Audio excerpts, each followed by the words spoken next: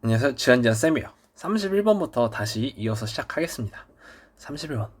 밑주친 짐의 제위시기에 볼 수 있는 모습으로 가장 적절한 것은 짐이 다스리기 시작한 지 어느덧 6년째 되는 해에 접어들었다. 한때 우리 왕실은 명맥이 끝난 것처럼 보였으나 부활하였다. 근데 이 부활한 왕실이 밑에 나오네요. 부르보 왕실입니다. 이 부르보 왕실을 해열에는 모든 기도를 막아내기 위해 우리에게 속한 권리를 사용할 필요성을 천명해왔대요. 불합리한 선거 규정을 개혁할 필요성을 느껴 아래 여러 조항을 백성에게 명한대요.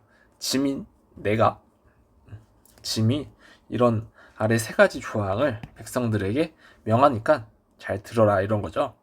첫 번째, 정기 간행물 발행의 자유가 정지돼요. 언론을 탄압하는 거죠. 그리고 의회를 해산시키고요. 선거 자격과 피선거 자격은 오로지 소정의 납세에게 의해 결정된다. 그러면 선거권을 제한하는 겁니다. 이 세 가지 힌트를 모두 종합하면 샤를 10세예요. 그래서 샤를 10세는 나폴레옹 때 끊겼던 부르보 왕조를 다시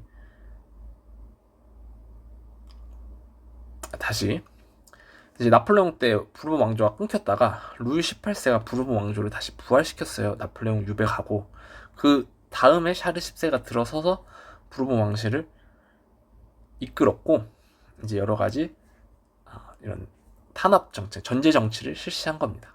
아시겠죠? 그래서 샤르 10세도 부르보 왕조의 인물이다 이렇게 알면 되고요. 근데 이 샤르 10세의 제위 시기를 우리가 알아야 하잖아요. 그러면 샤르 10세가 몇 년도부터 몇 년도까지 제위했는지 알고 있는 친구들 있나요? 저도 모르죠. 저도 모릅니다. 누구나 다 모를 거예요. 그럼 이거 어떻게 푸느냐? 샤르 10세가 언제 물러났는지는 우리가 알죠. 샤르 10세가 7월 혁명 1830년에 일어난 7월 혁명으로 물러나게 됩니다. 그러면 대충 1832년 이전에 있었던 일을 고르면 되지 않을까? 이렇게 생각이 들겠죠? 그렇게 생각만 하고 선지를 확인해 볼게요. 자, 3월 혁명으로 시작하는 메테르니는 1848년입니다. 근데 왜 2월 혁명이 아니라 3월 혁명이라고 물어보는 친구들이 있을 거예요. 이제 프랑스에서 2월 혁명이 1848년에 일어난 이후에 독일에서 같은 해 3월 혁명이 일어납니다. 그것 때문에 메테르니가 실각하거든요. 그러니까 2월 혁명 영향을 받은 3월 혁명으로 메테르니가 실각해서 교과서에서는 그냥 2월 혁명의 영향으로 메테르니가 실각했다라고 표현을 하는데 이번에는 평권에서 이렇게 3월 혁명까지 선지로 줬네요. 그래서 그냥 구분하지 않아도 될 것 같아요. 2월 혁명, 3월 혁명. 그냥 메테르니는 2월 혁명의 영향으로 실각했고 1848년이다. 이렇게만 알고 있어도 될 것 같습니다. 농노해방령은 1861년, 그리스 독립전쟁은 1821년부터 29년까지, 독일 제국은 1871년에, 1차 선거법 개정은 1832년. 그러면 딱 보니 3번 빼고는 1번, 2번, 4번, 5번은 1830년 이후잖아요. 그러면 이때는 샤르 10세가 없었던 시대죠. 그러니까 정답이 될 수 없습니다. 그래서 정답은 3번이에요. 샤르 10세 제위 시기에는 그리스 독립전쟁을 볼 수 있습니다. 실제 샤르 10세는 24년부터 30년까지 제위했어요. 1800. 그래서 그리스 독립전쟁과 시기가 겹치긴 하죠. 그렇지만 이거 몰라도 됩니다. 그냥 연도로 1830년 이전의 사건을 고르면 됐던 문제예요. 아시겠죠? 그러면 31번은 이렇게 마무리하고요. 32번 보겠습니다. 밑주친 이 사건에 대한 설명으로 옳은 것은 왕정이 무너졌대요. 나는 몰래 티에르 등이 이 사건을 뜻밖의 이며 우리가 찾아야 할 이 사건은 왕정이 무너진 사건이에요.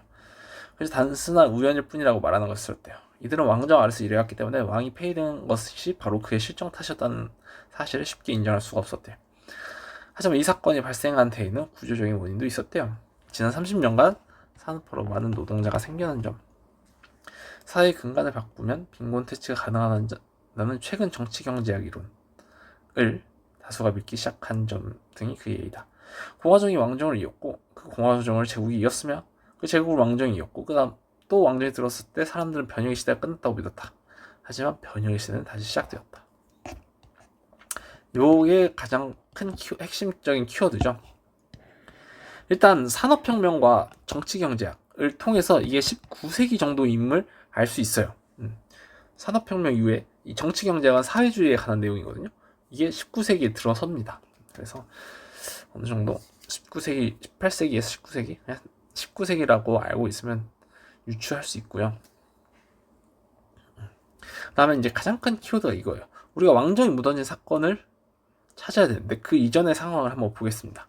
공화정이 왕정을 이었고, 왕정 다음에 공화정이겠죠? 그래야 공화정이 왕정을 이었겠으니까. 그리고 그 공화정을 제국이 이었으면 그 제국을 왕정이 이었고, 그 다음 또 왕정이 들어섰을 때 사람들은 변혁의 시대가 끝났다고 믿었대요. 하지만 변혁의 시대는 다시 시작됐어요. 지금 이 왕정이 무너진 사건을 찾아야 됩니다. 그쵸? 근데 우리가 세계사 배우면서 이렇게 정치 체제가 여러 번 바뀌는 경우는 딱 한 나라밖에 없어요. 프랑스밖에 없습니다. 어떤 나라도 이렇게 정치 체제가 복잡하게 변하지 않고요. 그렇다고 해도 그거를 세계사 교과서에서 다 배우지 않습니다. 오로지 프랑스만 이렇게 배워요. 그럼 프랑스에서 이렇게 변화했는데 정치 체제가 우리가 그러면 이게 어느 인물대인지를 알아야 되잖아. 그쵸? 근데 이걸 다 어느 때부터 찾아야 될까 고민을 하면 저라면 좀 유난히 눈에 띄는 이 두 개를 갖고 찾겠어요. 왕정은 너무 많으니까 공화정과 제국은 별로 없잖아요. 그래서 별로 없는 공화정과 제국을 활용해 보겠다. 그래서 왕정 뒤에 나오고 제국 앞에 있는 공화정은 국민공입니다. 그러면 그 앞에 있는 왕정은 루이 16세고요. 그 뒤에 제국은 나폴레옹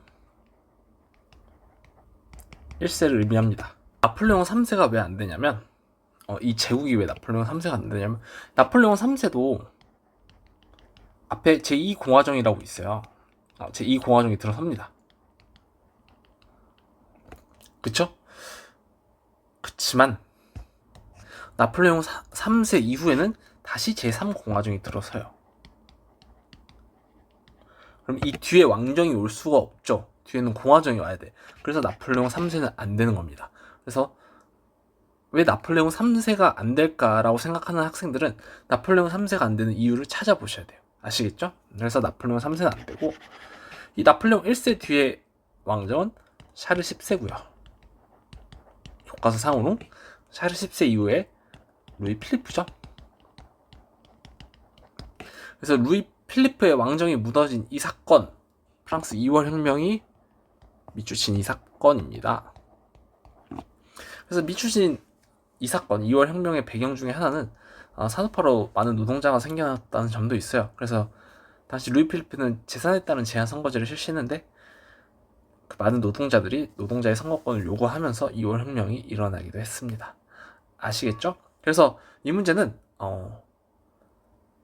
프랑스 정치체제의 변화를 완벽하게 알고 있어야 됐고, 그리고 2월 혁명의 배경 중에 하나인 산업화로 많은 노동자가 생겨났다는 점까지 알고 있었어야 하는 문제였습니다. 굉장히 어렵죠? 이게 근데 이번 6월 모의고사 나폴레옹 문제와 비슷한 것 같아요. 그래서 프랑스 정치체제를 좀 완벽하게 이해할 필요가 있습니다. 아시겠죠? 그래서 2월 혁명의 결과 루이 필리프 메테르니가 실각했죠. 루이 필리프는 7월 혁명으로 즉위합니다. 필의 일요일 사건으로 촉발된 건 이 이후에 10년 뒤에 러시아 혁명이 일어나고요. 신성 로마 제국 해체는 나폴레옹 1세 때. 까르보나 일단 결성에 영향을 준 거는 빈회의입니다. 그래서 이렇게 마무리할게요. 32번도 잘 정리해 주세요.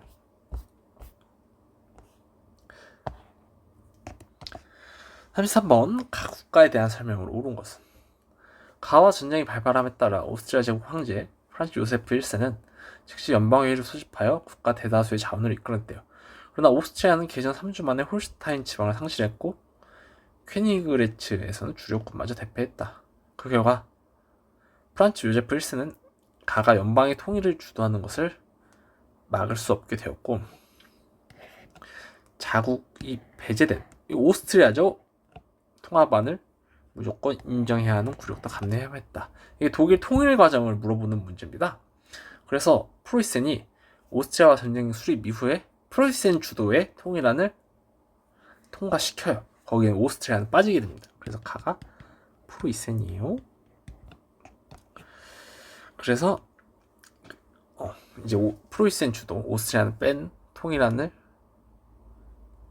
제시했고 오스트리아는 수용했고, 그래서 프로이센 중심의 북독일 연방까지 수립이 됐죠. 그래서 독일 통일 과정의 흐름 잘 파악해 두시면 될 것 같습니다. 프로이센에 대한 설명을 고르면 되네요. 이건 에스파냐, 이탈리아, 프랑스, 러시아. 5번이죠. 입법의회가 선전한 혁명전쟁에서 교전하였습니다. 오스트리아랑 같이. 이렇게 해서 33번도 마무리할게요. 밑줄친 기억 니은에 대한 설명으로 옳은 것은, 자, 어느 공화주의자의 주 행적이에요. 그러면 역시 이런 문제는 1번부터 따라가면 됩니다. 청년 이탈리아당을 조직했대요. 청년 이탈리아당을 조직한 이 공화주의자는 마친입니다. 그리고 노동자 선거권 확대 요구하는 차티스트의 영향을 받았대요. 차티스트는 1838년부터 48년까지 전개됐고요. 3번, 중하층 시민 계급과 노동자가 선거권 확대를 요구하며 일으켰던 사건으로 네가지 삶하고 왕이 퇴임했어. 이게 프랑스에서 있었던 일이에요. 이게 뭐죠? 2월 혁명이죠, 프랑스.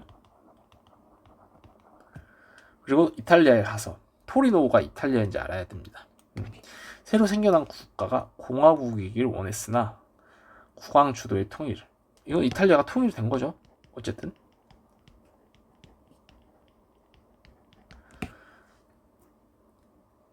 그래서 한번 1, 2, 3, 4번에 대한 사건을 하나씩 찾아봤습니다. 각각 기억 니은에 대한 설명을 찾아봐야겠죠.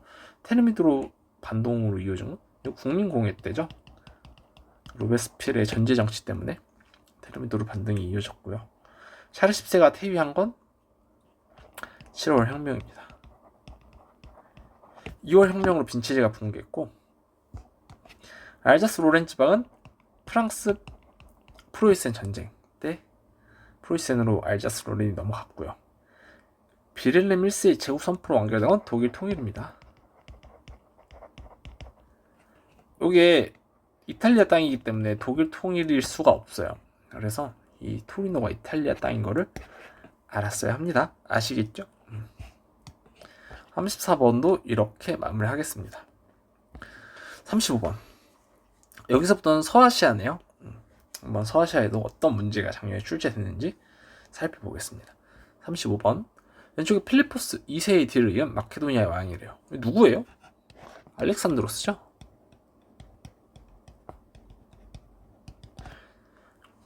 그는 기병과 중장보병을 앞세워 가의 황제가 이끄는 군대를 물리쳤대요. 그리고 현진과 혼인을 장려하면서 자신도 가의 공주와 결혼했대. 이건 누구예요? 아케메네스 왕조 페르시아죠. 그러니까 이거는 알렉산드로스를 통해서 아케메네스 왕조 페르시아를 찾아야 하는 문제입니다. 그래서 이거 대충 읽었다가 알렉산드로스 찍은 애들 너무 많아요. 1번 그냥 찍어버리는 애들 많습니다. 그렇게 하면 안 돼요. 꼭 사료를 읽고 진짜 우리가 찾아야 되는 키워드를 잘 파악해야 됩니다. 그래서 요즘 이렇게 단어만 보고 딱 골랐다가 틀리게 만드는 문제가 많아요. 그래서 주의합시다. 아시겠죠? 알렉산드로스. 호르텐시우스법은 로마 공화정 때 생겨났고요. 우즈베크인의 침공을 멸망한 건 티무르죠. 왕립 도서관을 건립한 건 아시리아. 아케메네스 왕조 때 왕의 길이 건설되었습니다.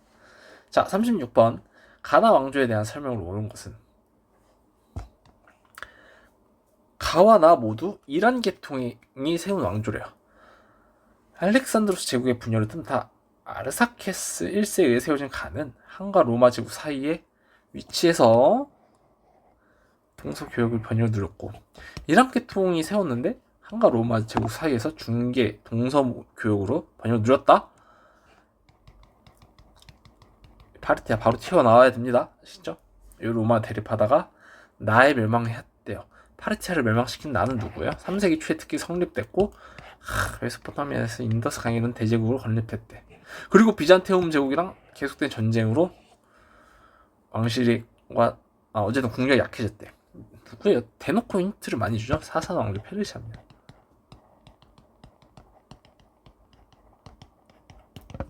그래서 이 문제는 좀 둘의 키워드를 명확히 줬기 때문에 크게 어렵지 않았을 것 같습니다. 마니큐가 유명한 건 사산조 페르시아고요. 페르스폴리스는 아케멘스 왕조 페르시아고요. 조로아스터교로 국교로 삼은 게 사산조 페르시아죠. 왕에는 왕의 길을 파견한 건 아케페. 살라미스 해전에서 격돌한 건 그리스랑 아케멘스 왕조 페르시아입니다. 그래서 정답 3번이에요. 37번 가 왕조에 대한 설명으로 옳은 것은 세로의 역병은 뭐 이런 데서 원정에서 귀환한 군대를 통해 가에 전파된 것으로 추정됐대요. 이 역병은 발해로 동반하는 선패스 일종 수도에서만 약 10만 명의 목숨을 앗아갔대요. 뭐 샤한사 셰루에도 이 역병에 걸려 사망했기 때문에 셰루의 역병이라는 이름을 붙였대요. 가는 마지막 샤한샤 야즈데게르드 3세, 7세 때 재차 유행한 셰루의 역병 탓에 국력이 약해졌고 이슬람 세력에 우리에 멸망했대요.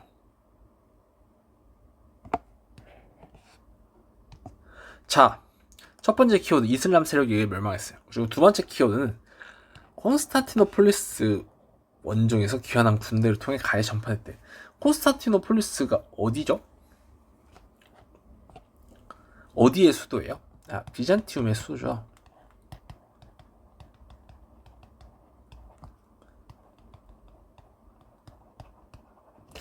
비잔티움 제국의 수도에 원정을 갔어. 그럼 비잔티움 제국과 사이가 안 좋은데 그 다음에 이 이슬람 세력에 의해 멸망한 국가는 누구예요? 사산 왕조 페르시아입니다. 그래서 비잔티움 제국과 항상 사이가 안 좋다는 건 사산 왕조 페르시아가 비잔티움 제국과 대립한다는 사실은 너무 많이 나왔던 소재고 게다가 마지막으로 이슬람 세력 정통 칼리프 시대 이슬람 세력이죠.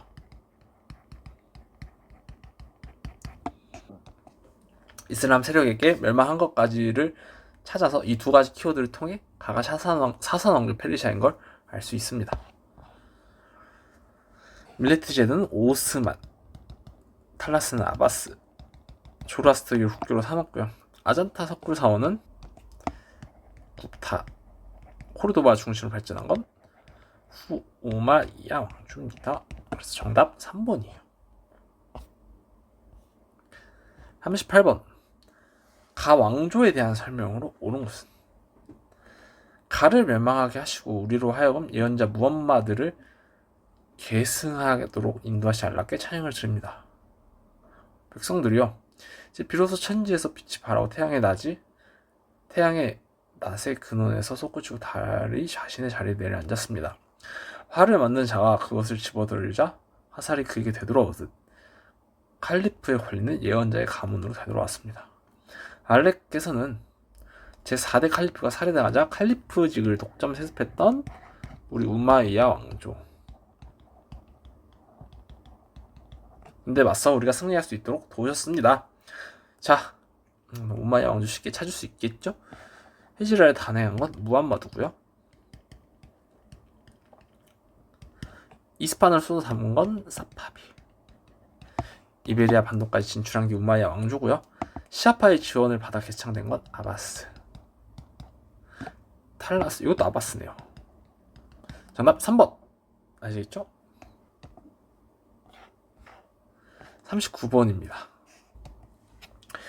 39번 가 왕조에 대한 설명으로 옳은 것은 성지 회복을 명분으로 내건 크리스교 군대는 니케아를 점령한 이후 소아시아를 경호하여 무슬림 군대의 방어를 뚫고 시리아에 진출했대요. 성지 회복으로 명분을 내건 크리스교 군대는 이거 뭐예요? 이게 십자군이죠? 십자군 전쟁의 목표죠. 성지 회복. 그리고 크리스교 군대로 이루어졌으니까 이후 소아시아를 경유하여 무슬림 군대를 방어를 뚫고 시리아에 진출할 때요. 그들은 먼저 성지로 향하는 길목 요충지 안티오크를 점령하고 예루살렘마저 함락시켰대. 1차 십자군인가봐요. 중략. 시리아 지방을 거쳐 동쪽으로 탈출한 피난민들은 가의 칼리프가 머물고 있는 바그다드에 이르러, 그러면 당시 어쨌든 칼리프가 머무르고 있고 수도 바그다드인 국가는 아바스죠.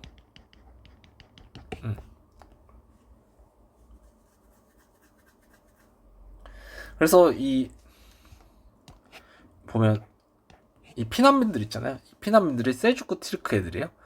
얘네들이 아바스에 가서 십자군 애들 쳐들어왔어요. 막 쫄래쫄래 이르는 상황인 걸 나타내고 있습니다. 근데 십자군 전쟁 시기인데 어쨌든 그냥 칼리프가 수도 바그다드에 있다. 이걸로 아바스 왕조가 찾아냈으면 됐습니다.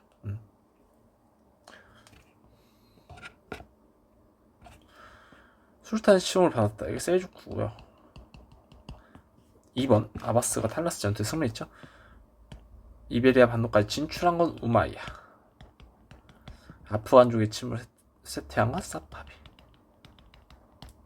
사사왕조 페르시아를 정복한 건 우리 정통 칼리프죠. 이렇게 39번도 마무리하겠습니다.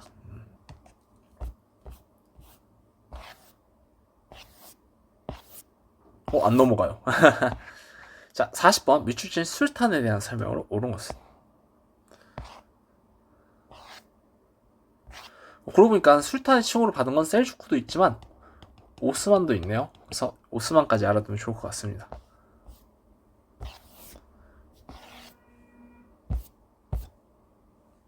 자, 그러면 40번 미추친 술탄에 대한 설명으로 옳은 것은. 그러면 오스만 제국의 군대가 빈을 포위 공격하는 장면인데 빈을 공격하네요. 오스만 제국. 모아치 전투 승리로 헝가리 일부를 정복하고 3년 뒤 빈 원정에 나섰대요. 쭉 읽어볼게요. 그러다가 여기까지 왔어. 병사들의 사기가 저하됐대요. 결국 술탄은 공격을 개시한 지 3주 만에 철수 명령을 내릴 수밖에 없었고 17세기 후반 오스만은 한 차례 더 빈을 공격했지만 실패하였다. 자, 이 술탄은 헝가리를 점령했고 정복했고 빈을 호위 공격하려는 술탄이에요. 오스만 제국의 술탄이죠. 누구예요? 술레이만 1세입니다. 그래서 술레이만 1세를 찾으면 돼요. 아바스 왕조로부터 술탄의 지위를 인정받은 건 셀주크고요. 이집트와 시리아를 지배하던 맘루크 왕조를 정복한 건 셀림 1세죠. 비잔틴 제국을 멸망시킨 건 메흐메트 2세.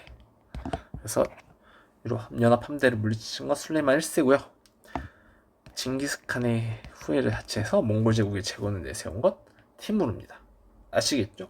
자, 그래서 오스만 제국 술탄별의 업적도 잘 정리해두면 좋을 것 같아요. 41번입니다. 가나 국가에 대한 설명으로 옳은 것만을 보고에서 있는 대로 고른 것은.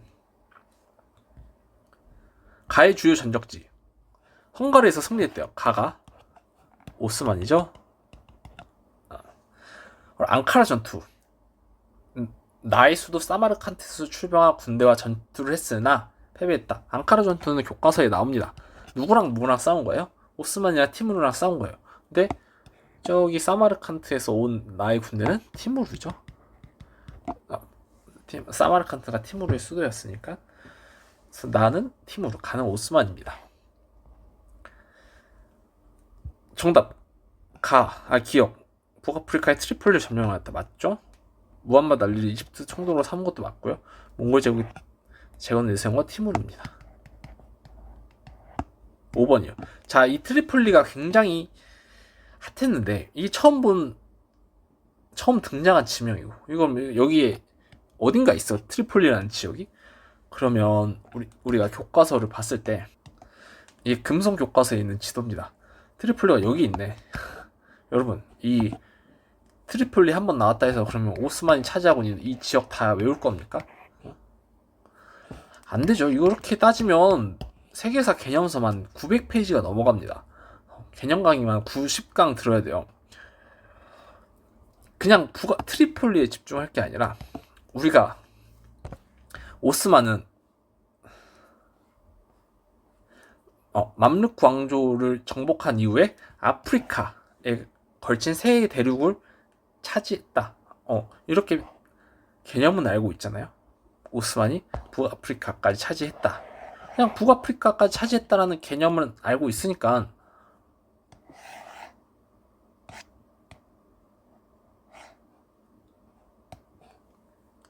어디 갔어? 그래서 북아프리카 점령했다라고 해서 기억 찍으면 됐죠. 트리폴리에 너무 신경 쓰지 않아도 됩니다. 이 지명 다 절대 못 외우고요. 외울 필요도 없어요. 그냥 오스만이 북아프리카를 점령하고 있었던 사실만 알고 있으면 전혀 어려울 게 없었던 선지였습니다.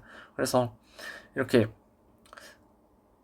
지명 같은 거 새로운 선지로 등장해도 너무 걱정하지 마시고 평가원은 분명 다른 힌트로 풀 수 있게 주니까 그걸 활용해서 풀면 될 것 같습니다. 아시겠죠? 자, 그럼 42번 가나 왕조에 대한 설명으로 옳은 것은 가의 술탄이 완충지대에 위치한 둘카디르 왕조를 공격하자 이 위협을 느낀 맘루크 왕조의 술탄은 나와 연합 세력을 구축하였대요. 당시 나는 가와 서쪽으로 국경을 접하여 메소포타미아 지방의 지배권을 놓고 대립하고 있었기 때문이다. 이러한 상황에서 가의 술탄은 포병과 소총 부대를 이끌고 원정에 나서 기병들을 앞세운 맘루크 왕조의 군대를 격파하고 다마스쿠스에 입성하였대요. 그리고 카이로를 정복할 북아프리카 일대까지 진출하였다. 자, 북아프리카 일대 차지하고 맘루크 왕조를 멸망시킨 가는 누구예요? 일단 오스만인 거 알고 있죠. 그리고 오스만과 서쪽으로 국경을 접해서 메소포타미아 지방의 지배권을 놓고 대립하고 있었던 나는 누구예요?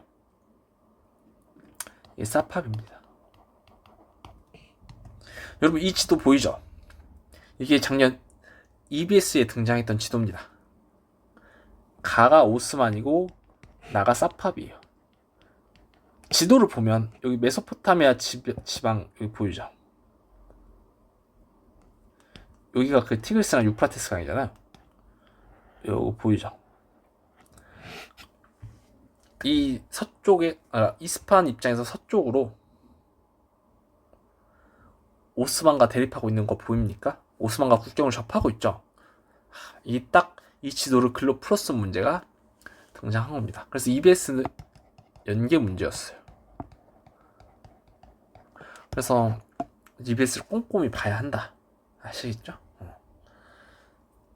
그래서 이 지도를 글로 풀었었던 문제니까 지도를 글로 풀어 쓰는 거 연습도 하고 EBS 연계도 꼼꼼히 대비해야 합니다. 아시겠죠? 그래서 나는 사팝이에요. 그래서 오스만을 먼저 잡고 오스만과 서쪽에서 국경을 대립하고 있던 나가 사파비인 걸 알면 됐습니다. 사파비는 이스파한을 수도로 정하였고요. 크림 전쟁에서 패배한 건 러시아고요. 티물 왕조를 멸망시킨 건 우즈베크. 몽골의 침으로 멸망한 거 너무 많은데 사파비는 아프간족에게 멸망했고요. 아이박과 델리 점령한 건 델리 술탄 왕조죠. 그래서 정답 4번입니다. 자, 43번 가 왕조 시기의 문화에 대한 설명으로 옳은 것은 43번부터 인도사예요. 근데 인도사는 최근에 살짝 출제 비중이 줄어들었어요. 그래서 한번 보겠습니다. 에프탈의 침입과 왕위 계승 둘러싼 내분 등으로 혼란 시기에 살았대요. 쿠타 왕조죠. 정답 2번이고요. 자이나교는 기원전 6세기 때 인도에서 등장했고 이븐 시나는 이슬람 의학자예요. 그리고 10세기에서 11세기에 활동했습니다. 황금사원 황금사원이 건설된 건 무굴 제국 때고요. 쿠투미나르는 델리 술탄 왕조 때. 그래서 쿠타 왕조 어렵지 않게 풀 수 있었습니다. 44번 가 왕조에 대한 설명으로 옳은 것은 가의 카드피세스 2세는 펀자브 지방을 장악하고 동서교류의 기반을 확립하였대요. 그의 치세의 가는 서로는 너무 쉽네. 파르티아와 로마 제국 통로는 중앙아시아로 거쳐 후한까지 이어진 동서교류 통로 역할을 했대요. 누구예요? 쿠샤는이죠. 이 문장 시험에 4,000번 나왔으니까 알아서 하세요. 아시겠죠? 로마, 파르티아, 한 여러분 꼭 알아두세요. 그렇게 자주 나온다고 내가 얘기했어. 자, 쿠션에 대한 설명. 이란계통 민족에 의해서 세워졌죠. 에프탈의 침으로 쇠퇴한 건 구타. 아소카 왕트 전성기를 맞이한 건 마우리야. 가즈니 왕조의 군대를 격퇴한 건 구르 왕조. 마라톤 동맹 반란으로 위기를 겪은 건 무굴 제국입니다.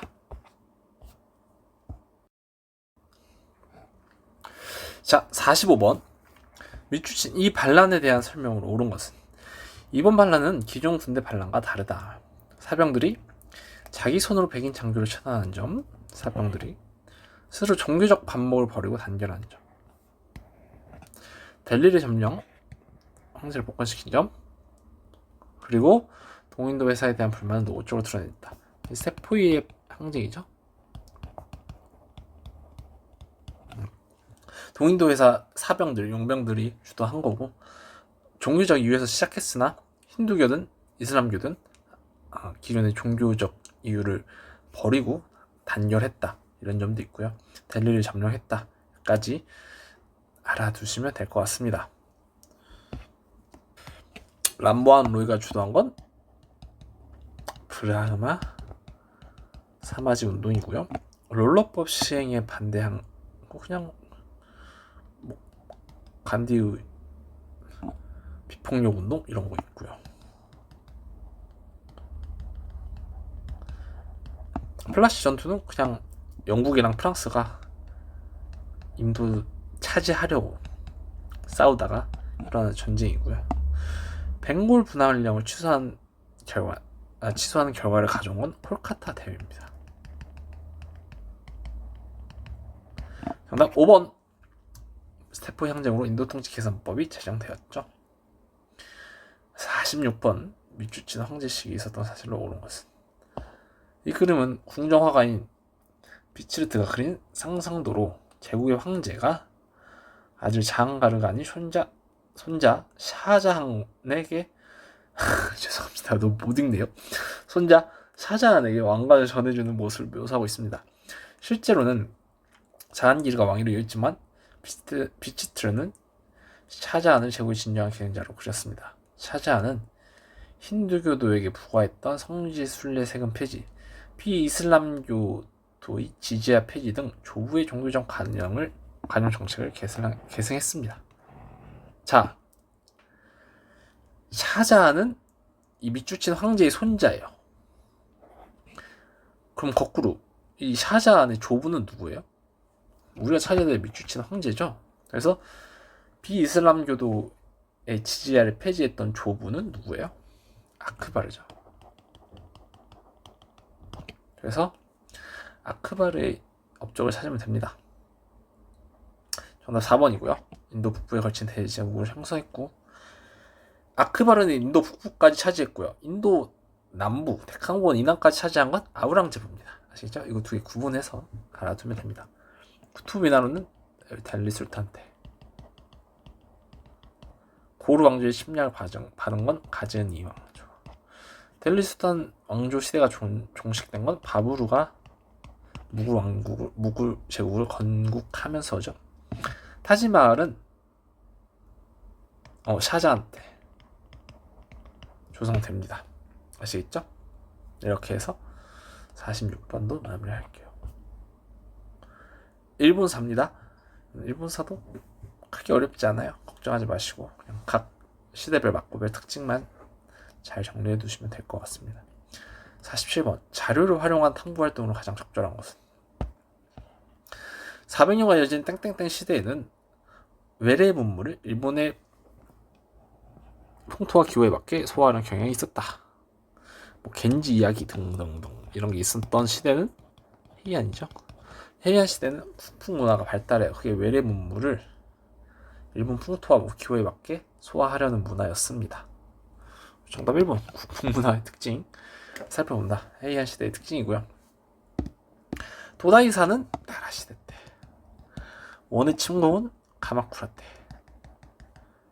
쇼토쿠 태자는 야마토 정권 때, 산킹코타이 제도 실시의 배경은 막부때. 48번 가막부식에 볼 수 있는 모습. 가막부를 두고 동아시아 두 나라 사이에 오갔던 국수의 일부래요. 경 또한 도의가 친히 보낸 사신을 내쫓고 응답조차 하지 않았으면 잘할 것이다. 그들과 남송 사이의 내통까지 의심스럽다. 이제는 정벌뿐이다. 짐이 경의 영내에 둔전을 두고자 하니 국민은 걱정하지 말고 동정을 위한 배를 잘 준비하도록 하라. 도의는 바다로 1만 리나 떨어져 있고 바람과 파도가 험난하여 얻는다 한들 이루을 것이 없습니다. 찾아오면 달래고 배반하면 쫓아버리면 그뿐입니다. 짐은 그들과 남송 사이의 내통이 의심스럽대요. 그래서 이제는 정벌뿐이래. 그럼 남송과 그들을 정벌해버리겠다는 거야. 남송을 정벌한 사람은 누구예요? 원 쿠빌라이 칸이죠. 그리고 이제 동정을 할 테니 배를 준비해라. 동쪽을 정벌한다는 얘기인데 배까지 준비해라. 그러면 바다 건너에 있는 동쪽의 어느 나라를 공격하겠다는 거죠. 이게 이제 가마쿠라 막부를 공격하려는 상황입니다.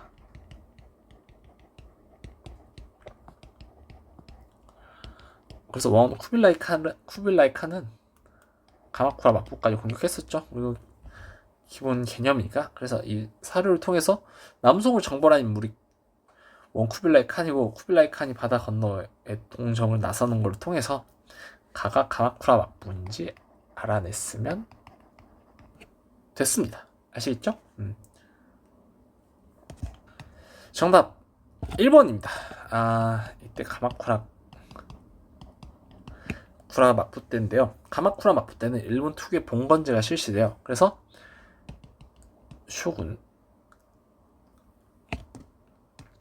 쇼군이 무사들에게 땅을 줍니다. 그러면 이 땅을 장원이라고 하는데 무사들은 이 장원을 대신 관리해 주는 거예요.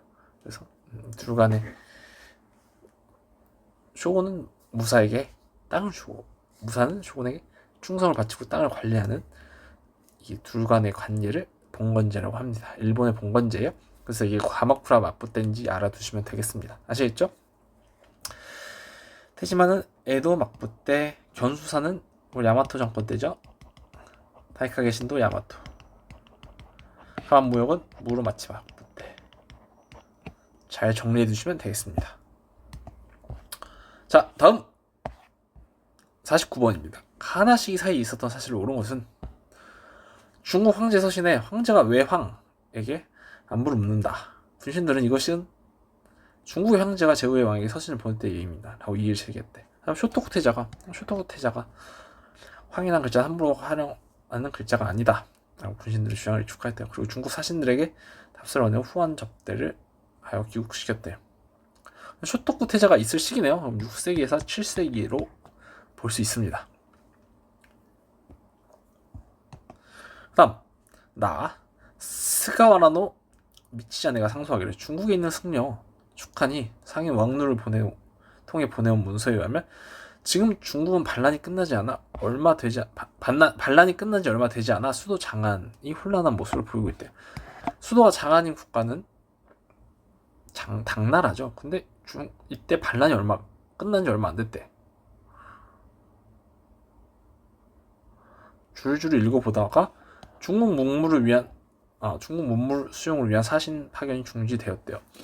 당시 중국은 당나라인데 당나라 중국 문물 수용을 위한 사신 파견이 중지된 건 견당사 파견 중지죠. 9세기입니다. 그래서 6세기, 7세기 사이에서 9세기 사이에 있었던 사건을 고르면 되네요. 육규 병합된 건 메이지 정부 때고요. 고사기가 나라시대 때 편찬됩니다. 그래서 나라시대는 8세기죠. 그래서 이 사이에 정확하게 들어갑니다. 해제신선은 에도 막부 때, 동윤동은 베트남에서 전개했고요. 근데 들어서죠. 산킹코타이제는 에도 막부. 정답 2번. 일본 전근대사를 이렇게 연표로 주제한 나름 색다른 문제였습니다. 아시겠죠? 그럼 50번 이때부터 현대사입니다. 작년에 특이하게 제국주의 문제가 한 문제도 안 나왔어요. 그 전까지는 줄줄이 나오다가 작년에 쉬었는데 올해 또 다시 나온 거 보니 다시 나올 겁니다. 그래서 한 해 안 나왔다고 제국주의 문제는 절대 안 나오지 않습니다. 중요하고 어려운 문제이기 때문에 또 밥 먹듯이 나올 거예요. 그래서 잘 대비해 주시고요. 그래서 1차 세계대전부터 실시하겠습니다. 50번 가국가에 대한 설명. 그리고 옳은 것은 가에서 사회민주주의 노동당 내 다수파라는 가국가인데 여러분 이거 보자마자 알아야 돼요. 사회민주주의 노동당 내 다수파가 뭐예요? 이게 볼셰비키입니다. 그래서 볼셰비키라는 단어를 이렇게 풀어 쓴 거예요. 어쨌든 이들이 볼셰비키라는 이름으로 주도한 봉기는 의회 제도를 무시한 독재 권력가 나왔어요. 볼셰비키가 주도한 혁명은 뭐예요? 러시아 10월 혁명이죠. 그래서 대외전쟁을 중단하기는 성과를 거뒀대요. 1차 세계대전 단독 강화 체결을 의미합니다. 그 다음에 근데 무리한 내정 개혁 탓에 내전을 펼치죠. 그래서 러시아 혁명 세력과 반혁명 세력 사이에 내전도 있었습니다. 이게 그럼 러시아예요. 대전 중단, 내전, 러시아입니다. 러시아에 대한 설명. 신경제 정책을 추진했죠. 방공협정에 가담한 건 독일, 이집트를 보국으로 삼은 건 영국, 바이마르 공화국은 독일이고요. 파쇼대에서 영국과 충돌한 건 프랑스죠. 정답 5번입니다. 잘 정리해두고요. 51번 밑줄친 전쟁에 대한 설명으로 옳은 것은 우리는 우리나라를 예속하려고 하는 적에 맞서 3년 동안 위대한 투쟁을 하고 있대요. 4년 전 끝까지 발악하고 있으나 우리의 용감한 군대가 영광스러운 협상국과 함께 적을 무찌를 시간이 다가오고 있대요.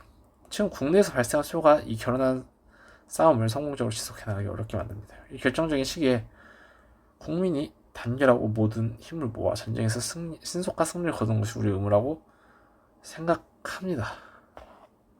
이런 이유로 저는 두마와 헤어비아의 권좌에서 내려오고자 합니다. 두마는 뭐예요? 러시아의 의회죠. 그래서 두마라는 표현은 교과서에 나오기 때문에 알아야 되고요. 두마 협의하에 권좌에서 내려오고자 합니다. 러시아 3월 혁명 때 니콜라이 2세가 러시아 황제가 황제의 자리에서 내려오는 상황입니다.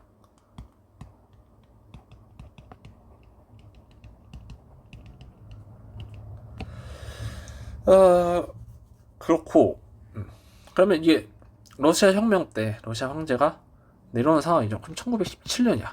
그럼 이 맞서 싸운 3년간의 전쟁은 뭐예요? 1차 세계대전이죠. 협상국과 함께라는 표현까지 있으니까 러시아는 협상국 측으로 들어가잖아요. 그래서 협상국, 두마와 협의하에 권좌에서 내려오고자 한다. 이런 표현을 통해 1차 세계대전인 걸 알 수 있습니다. 포츠머스 조약 체결로 종료된 건 러일 전쟁.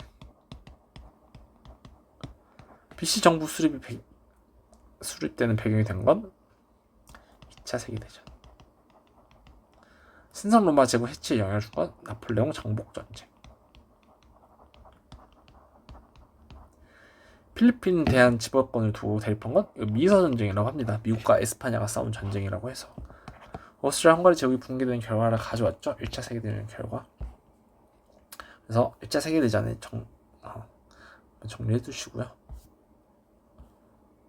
가나 국가에 대한 설명으로 옳은 것은 52번입니다. 가는 스칸디나비아 반도에서 철광석을 조달하는 나의 복음로를 차단하려고 시도했대요.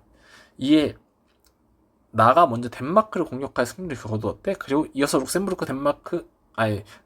네덜란드, 벨기에 상대로 진격전을 감행하여 그들을 굴복시켰대요. 나 누구예요? 독일이죠. 그 다음 독일이 가를 침공하여 수도를 함락시키고 남부의 패팅 장군을 수반으로 하는 무슨 정부? BC 정부 바로바로 튀어나와야 됩니다. 프랑스입니다. 튀니지를 지배한 건 프랑스. 정답 1번이네요.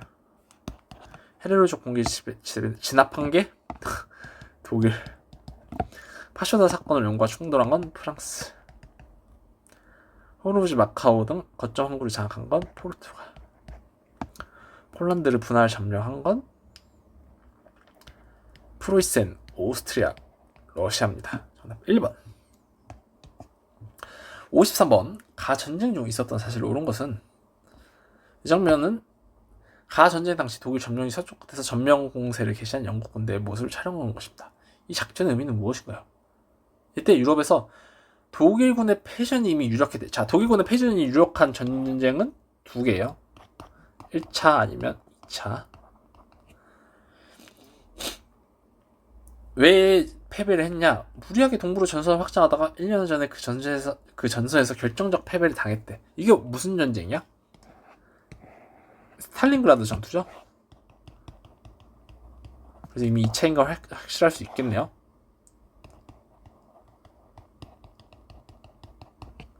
독일군이, 우리가 교과서에서 배웠을 때 독일군이 동부, 독일 동쪽, 러시아 쪽이죠. 전선을 확장했다가 패배한 사건은 스탈린그라드 전투밖에 없습니다. 1차 세계대전에서는 따로 배우지 않아요.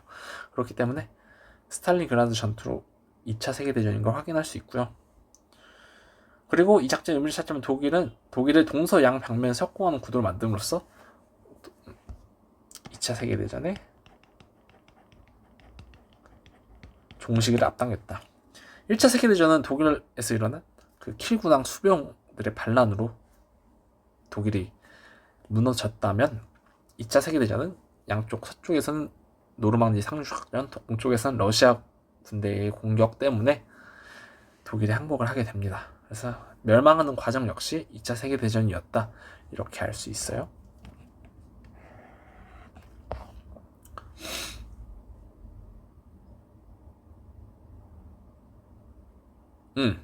그러면 2차 세계대전에 대한 설명을 찾으면 되네요. 국제연맹이 출범한 건 1차 세계대전 이후고요. 만주사변이 발발한 건 1931년, 2차 세계대전 이전이죠. 대서현장이 발표된 게 2차 세계대전 중이고요. 죄송합니다. 2차 세계대전 중. 사라예보 사건은 1차 세계대전 배경이죠. 이탈리아가 협상구청에 가담한 것도 1차 세계대전 때입니다. 정답 3번이요. 54번. 각 국가에 대한 설명으로 옳은 것은, 우리는 몹시 어려운 상황에도 혁명 24주년을 기념하고 있대. 가는 우리나라를 침략하지 않겠다는 협약을 어기고 전쟁을 도발했대. 이게 냄새가 나죠? 이런 나라 한 나라밖에 없는 것 같은데. 우리나라 일시적이긴 하지만 많은 지역을 잃었대요. 그러나 우리 군대는 적의 공격을 잘 막아내고 있대요. 우리나라가 지금보다 더 어려운 상황일 때도 있대요. 혁명 1주년 때를 생각해보래. 그때 우리 국토 상당 부분이 다른 나라에 장악되어 있었대. 중앙아시아, 우랄 등을 일시적으로 상실하였지만 결국 승리하여 수복하였대요. 여기서 가장 핵심적인 키워드는 이거예요. 우리나라를 침략하지 않겠다는 협약을 어기고 전쟁을 도발한 건 독일과 소련의 관계입니다. 그래서 2차 세계대전 직전에 독일이 소련과 불가침 조약을 맺었지만 그걸 어기고 독일, 소련이 먼저 공격했죠. 그래서 그 상황을 글로 표현한 겁니다. 그래서 가가 독일이고요. 우리의 국토 중에 중앙아시아 우랄이 있어. 이게 러시아 땅인데 여러분, 러시아가 이렇게 있으면 여기가 우랄 산맥이에요. 그래서 이걸 러시아가 갖고 있었기 때문에 이것도 러시아의 지리적 힌트 중에 하나고요. 혁명을 경험했다. 누구나 다 어느 나라든 혁명이 있었는데, 일단 러시아인 걸 알고 이 혁명을 맞춰보면 이걸 러시아 혁명으로 볼 수 있겠죠. 그러면 두 개 더해봐. 1941이야. 이때가 독일이 독소 불가침 조약을 어기고 침략한 때예요. 그래서 대충 이 우리나라 침략하지 않겠다는 협약을 어기고 전쟁을 도발했다를 통해서 러시아 같은 데를 찾았잖아. 그리고 중앙아시아 우랄이랑 이 혁명 24주년을 통해서 확정 짓는 거예요. 이것도 러시아 땅이네. 그리고 혁명 24주년 1917년에서 24 더하면 1941년인데 딱 마침 독일이 소련을 공격했던 연도구나. 그래서 지금 독일이, 가국가인 독일이 러시아를 공격하는 상황이구나를 알 수 있습니다. 아시겠죠? 그래서 간 독일입니다. 여기 우리가 러시아고. 오케이. 헷갈리지 마시고요. 독일 국제연맹에서 탈퇴했죠. 미얀마를 식민지로 삼은 건 영국이고요. 아도한 전투에서 승리한 건 에티오피아입니다. 인도차 연합을 조직한 건 프랑스. 신경제 정책을 추진한 건 러시아. 그래서 54분도 이렇게 마무리하겠습니다. 자, 55번. 각 국가에 대한 설명으로 옳은 것은 가는 베를린과 영국, 미국, 프랑스 점령식 사이 모든 철도와 도를 차단했다. 이거 소련이죠? 베를린 봉쇄한 사건이네요. 코메권 창설을 주도했죠. 마셜 계획을 추진한 건 미국이고요. 마스트리트 조약을 체결한 건 우리 유럽 연합입니다. 북대서양 조약 기구를 결성한 건 미국과 서유럽이고요. 브렉시트를 결정한 건 영국입니다. 56번. 밑주친 나에 대한 설명으로 옳은 것은 존경하는 대처수상, 존경하는 시장, 신사숙녀 여러분. 나는 영국 런던 길드홀에서 영국 외국인으로서 연설하게 된 것을 명예롭게 생각하고 있대요. 영국 국민 전체가 주목하고 있는 가운데 나는 책임감을 느끼고 있대. 우리의 페레스트로이카는 자, 고르바초프인 거 바로 나오죠. 동유럽에 대한 불간섭 선언을 선언해서 자유럽에 일조합니다. 고르바초프의 업적 알아둬야 되는 문제였어요. 신경제 정책은 레닌. 얄타회담에서 대일전 참전을 결정한 건 스탈린이고요. 전략무기 제한 협정을 체결한 건 러시아에선 브레즈네프입니다. 민족 자격 원칙을 제안한 건 미국 대통령 윌슨이에요. 그래서 러시아 인물들도 정리해주면 좋을 것 같습니다. 그래서 고르바초프 업적 잘 정리해두세요. 57번. 밑줄친 봉쇄가 일어난 시기를 아래 연표에서 고른 것은 어제 미국은 우리의 해상을 봉쇄했어. 미국 대통령은 우리의 국방 강화 노력이 르 조약 위반이며 같은 아메리카 대륙에 사는 모든 사람을 핵전쟁 공포의 위협에 빠뜨리고 있다고 억지로 부리고 있대요. 후르쇼프 서기장이 최근에 지원해주는 시설과 무기 덕에 우리의 군사력 증강이 이루어진 건 사실이다. 하지만 그것은 피그스만 사건 이후 미국이 재차 공격할 가능성이 대비한 것일 뿐이다. 국제연합 판정을 위반한 것이 아니다. 자, 미국이 우리의 해상을 봉쇄했는데 왜 봉쇄했냐? 이게 아메리카 대륙에 사는 사람 모두 핵전쟁 공포에 빠뜨리려고 했다고 보고 미국은 우리의 해상을 봉쇄한 거예요. 게다가 당시 후르쇼프 서기장이 우리에게 무기를 지원해줬어. 이거 뭐 어떤 사건인가요? 쿠바 미사일 사건이죠. 우리가 쿠바예요. 그러니까 러시아가 쿠바에 미사일 기지를 설치하니까 미국이 그게 무서워서 쿠바를 이렇게 삥 둘러쌉니다. 그래서 이제 러시아가 진짜 핵전쟁 발사하기 직전까지 가죠. 그게 쿠바의 미사일 사건이었습니다. 1962년이죠. 자, 그럼 밑에 연도 보겠습니다. 47년. 중화인민공화국 설립이 49년. 베를린 장벽 설치가 61년. 종전은 75년이고요. 장벽 붕괴가 89년. 소련 해체가 91년. 정답 3번입니다. 아시겠죠? 자, 58번. 가회의에 대한 설명으로 옳은 것은 우리 대표단은 단결을 위해 왔지 다투러 오지 않았습니다. 전후 아시아, 아프리카. 양대륙에 생겨난 많은 독립국가들은 크게 두 부류의 정치체제를 시작했대. 한 부류는 공산당, 다른 부류는 민족주의. 이 체계가 결코 아시아 23개국, 아프리카 6개국 대표가 모인 총 29개의 회의죠. 반동회의가 모인 뜻을 깨트릴 수는 없대요. 정답 1번. 네루와 티토 등이 주도한 건 1차 비동맹 회의고요. 브레튼 우주 체제를 성립시킨 건 브레튼 우주 회의죠. 마스트리트 조약을 체결한 건 우리 유럽 연합이고요. 국제연합 창설을 결정한 건 샌프란시스코 회의입니다. 이거 샌프란시스코 회의인데 샌프란시스코 강화 조약이랑 헷갈리면 안 됩니다. 다른 거예요. 아시겠죠? 자, 59번 가국가에 대한 설명으로 옳은 것은. 이 자료는 미국 대통령이 유럽에서 공산주의 확산을 막기 위해 발표한 연설문이래요. 이 연설문이 뭐예요? 이게 트루먼 독트린입니다. 트루먼 독트린의 주된 내용은 그리스와 터키의 공산화를 막는 거예요. 한번 읽어보겠습니다. 현재 수천 명의 무장 병력이 가해 생존을 위협하고 있어요.